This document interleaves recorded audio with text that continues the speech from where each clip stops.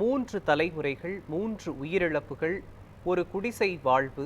சேலம் மாவட்டம் ஆவடத்தூர் கிராமத்தில் வாழ்விழந்த ஒரு பனை தொழிலாளர் குடும்பத்தின் துயரத்தை பதிவு செய்கிறது இந்த செய்தி தொகுப்பு.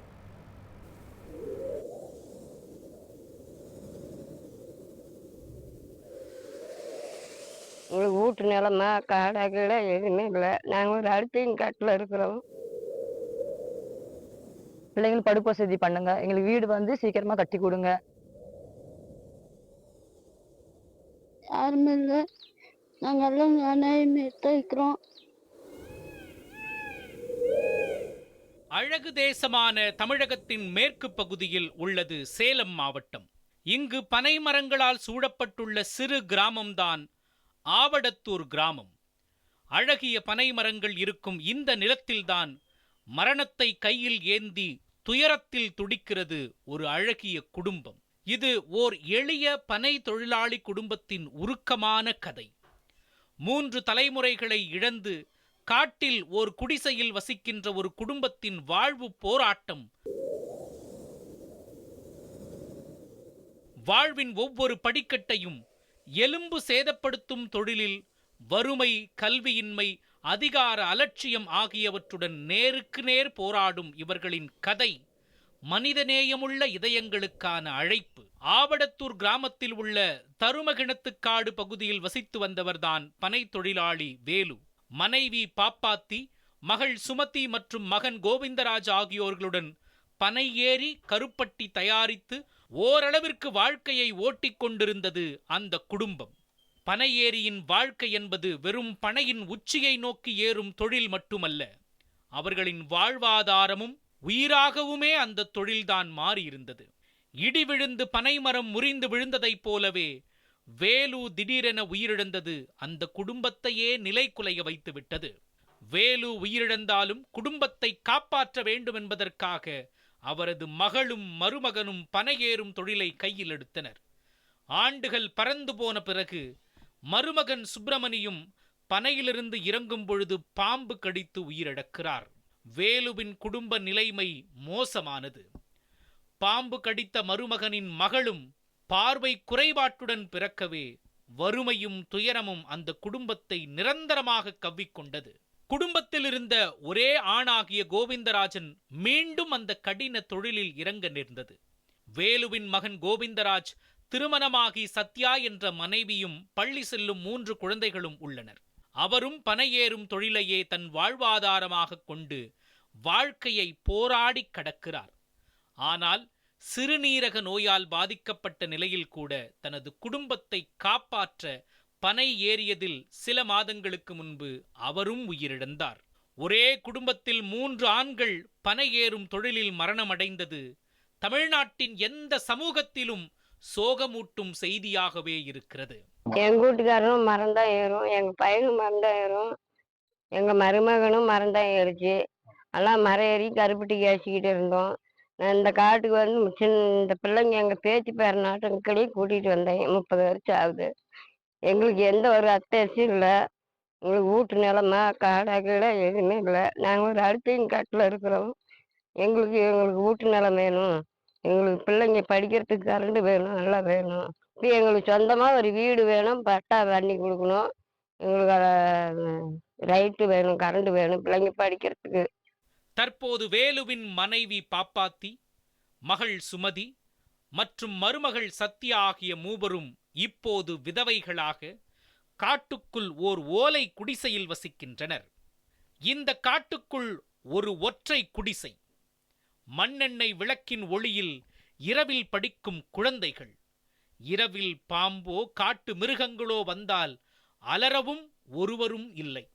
சொந்தமாக வீடோ நிலமோ இல்லாத நிலையில் ஒரு தோட்ட உரிமையாளரின் தயவால் ஒரு ஓலை குடிசையில் வசித்து வருகிறார்கள். வனவிலங்குகள், விஷ பாம்புகள் மற்றும் மிருகங்களின் நடமாட்டத்துடன் 3 சிறு குழந்தைகள் தினமும் 5 கிலோமீட்டர் காட்டுப்பாதையில் நடந்து பள்ளிக்கு செல்கின்றனர். பயத்தோடு உயிரை கையில் பிடித்துக்கொண்டு அவர்கள் காட்டுப் பயணம் மேற்கொள்ள சிறுத்தை பயமும் அவர்களை அச்சுறுத்துகிறது. கடந்த 4 மாதங்களுக்கு முன்பு ஒரு சிறுத்தை ஆடுகளை கொன்றுவிட்டு சென்றதால் உயிர் பயத்திலேயே அவர்களும் அந்த காட்டுப்பாதையை பயன்படுத்துகிறார்கள். இவ்வளவு பெரிய இழப்புகளுக்கு பிறகும் அரசு மற்றும் பண்ணை தொழிலாளர் நல வாரியத்திலிருந்து அந்த குடும்பத்திற்கு எந்த ஒரு நிதி உதவியும் கிடைக்கவில்லை என்று கூறப்படுகிறது. காரணம், படிப்பறிவு இல்லாததாலும் உரிய ஆவணங்கள் இல்லாததாலும் அவர்களை வழிநடத்த யாரும் இல்லாததுமே பிரதான காரணம்.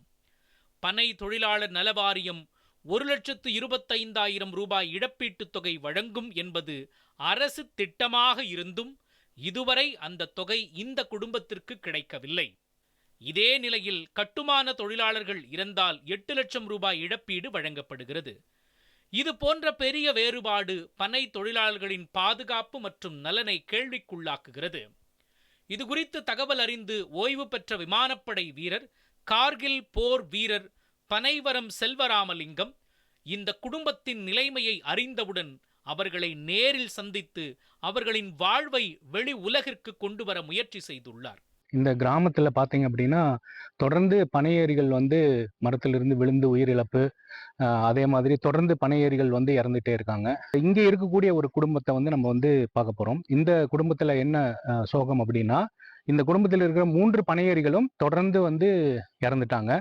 அவங்களுக்கு பின்னாடி நிற்கிற 3 பேரும் அந்த பனையேறிகளோட மனைவிகள். அவங்க 3 பேரும் விதவைகள். இப்ப இவங்க இருக்கிற இந்த பகுதியை பார்த்தீங்க அப்படின்னா, நீங்க ஒரு 4 மாதங்களுக்கு முன்னாடி சிறுத்தை சேலம் மாவட்டத்துக்குள்ள வந்தது அப்படின்னு சொல்லி கேள்விப்பட்டிருப்பீங்க. அந்த சிறுத்தை வந்த பகுதி தான் இந்த பகுதி. இத்தனை நாளா இவங்க குடியிருந்தது அப்படின்னு சொல்லி பார்த்தோம் அப்படின்னா இந்த ஓலை குடிசையில தான் இருந்திருக்கிறாங்க. ஸோ இந்த ஓலை குடிசையில இவங்க 3 பெண்களும் இந்த 2 குழந்தைங்களையும் வச்சுட்டு ரொம்ப சிரமத்துல இருந்திருக்காங்க. ஏன் அப்படின்னா, இவங்களுக்கு படிப்பறிவு இல்லாததுனால இவங்களுக்கு இவங்க கணவர்கள் இறந்ததுக்கு அப்புறம் அரசாங்கத்துக்கிட்ட சொல்லி என்ன பண்ணணும் அப்படிங்கிற விஷயமே தெரியல. விவசாய கூலிகளா போய் அவங்க சம்பாரிச்சிட்டு இருக்காங்க. அதுலதான் அவங்க குடும்பம் நடத்திட்டு இருக்காங்க. இப்ப இவங்க தங்கி இருக்கிற இந்த நிலம் கூட பாத்தீங்க அப்படின்னா, இவங்க விவசாயம் செய்யக்கூடிய அவங்க கொடுத்திருக்காங்க. தங்கறதுக்கு ஏதோ அனுமதி கொடுத்திருக்கிறாங்க.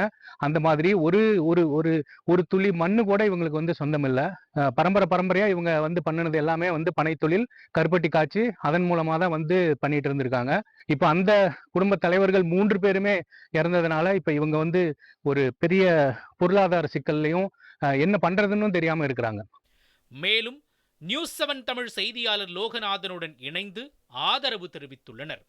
குடும்பத்தின் வறுமையை போக்க அரசு ஊராட்சி ஒன்றியத்தின் மூலம் இந்த குடும்பத்திற்கு ஒரு இலவச வீடு, குடும்ப உறுப்பினர்களை கட்டாயமாக 100 நாள் வேலை திட்டத்தில் சேர்க்க வேண்டும், குழந்தைகளை பிற்படுத்தப்பட்டோர் நல விடுதியில் தங்கச் செய்து கல்வி வழங்க அரசு நடவடிக்கை எடுக்க வேண்டும்.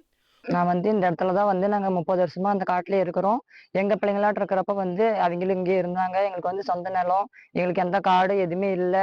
எங்களுக்கு வீடு உடனடியே நீங்க கட்டி கொடுக்கணும். எங்க வீடு வசதி இருந்தா மட்டும் போதும். பிள்ளைங்க படிப்பு வசதிக்கும் கொஞ்சம் ஹெல்ப் பண்ணுங்க.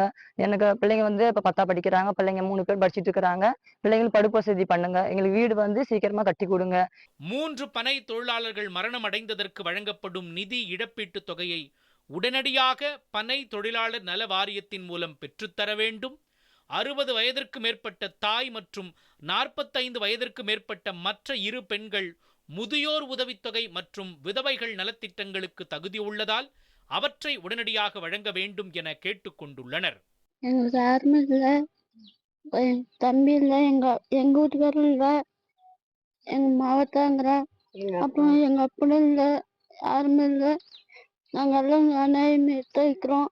எங்களுக்கு வித்தம் ஊரு காடு, பிள்ளைங்களுக்கு படிப்பு செலவு எல்லாம் வரணும். பனை மரங்களில் வாழ்த்து கட்டி ஏறிய ஆனால் மரணத்திற்கு கீழே விழுந்த ஒரு குடும்பம். பார்த்து கொண்டிருக்கும் நீங்கள் இந்த குடும்பத்திற்கு நேரடியாக உதவ விரும்பினால் கீழே கொடுக்கப்பட்டுள்ள வங்கி கணக்கிற்கு விருப்பமான தொகையை அனுப்பி உதவி செய்த விவரத்தை நியூஸ் 7 தமிழுக்கு தெரிவிக்கலாம். நியூஸ் 7 தமிழ் அன்போடு அந்த உதவிகளை வெளியிட்டு மேலும் பெரிதும் இதயபூர்வமான உதவிகளை ஏற்படுத்த ஆதரவாய் அமையும். பெயர் Sathya, bank name SBI bank, account number 3824084322, IFSC code SBI எண் 00053881. மேலும் அந்த விவரங்களை நியூஸ் 7 தமிழுக்கு அனுப்பினால் அன்பு பாலம் அமைப்பில் வெளியிடப்படும். இங்க எல்லாமே மெயின் பனைமரம் ஏறு தொழில் தான். எல்லாமே இளைஞர்கள்ல இருந்து பெரியவங்க வரையும் எல்லாருமே அந்த தொழில் தான் செஞ்சுட்டு இருக்காங்க. இங்கே நிறைய இந்த மாதிரி சின்ன சின்ன விபத்துலாம் நடக்குது. மரத்துலேருந்து பனை ஏறி பனை மரத்துலேருந்து விழுறது. அது பெருசாக வெளியே யாருக்கும் தெரிய மாட்டேங்குது. அப்படியே தெரிஞ்சாலும் பெரிய உதவிகள் வந்து சேர மாட்டேங்குது. தொடர்ந்து இந்த மாதிரி நிறைய பனையேறிகள் வந்து மரத்திலிருந்து விழுந்து இறக்குறாங்க, அகால மரணம் அடைகிறாங்க. ஆனா இதுக்கெல்லாம் வந்து என்ன விடிவு காலம் அப்படிங்கிறது மிகப்பெரிய கேள்விக்குறியா இருக்குது. ஏன் அப்படின்னா, இப்போ பனை மர தொழிலாளர் நல வாரியம் இருக்கு. இந்த பனை வாரியம் வந்து இன்னும் கொஞ்சம் முயற்சிகளை மேற்கொண்டு எல்லா மாவட்டங்களுக்கும் சென்று இந்த மாதிரி பனையேறிகள் வந்து அவங்களோட வாரியத்துல வந்து உறுப்பினரா சேரணும் அப்படிங்கிற விழிப்புணர்வு வந்து நிறைய இன்னும் கொடுக்கணும் அப்படின்னு நினைக்கிறேன். ஏன்னா இவங்களுக்கு வந்து பனை வாரியம் ஒண்ணு இருக்குது அப்படிங்கிறதே தெரிய மாட்டேங்குது. ஸோ அதனாலதான் இந்த மாதிரி இழப்புகள் எல்லாம் வந்து நிகழ்ந்ததுக்கு பின்னாடி ரொம்ப வருஷத்துக்கு அப்புறமும் நமக்கு வந்து இந்த மாதிரி இறந்துருக்கிறாங்க அப்படிங்கிற விஷயமே தெரியாம இருந்திருக்கு.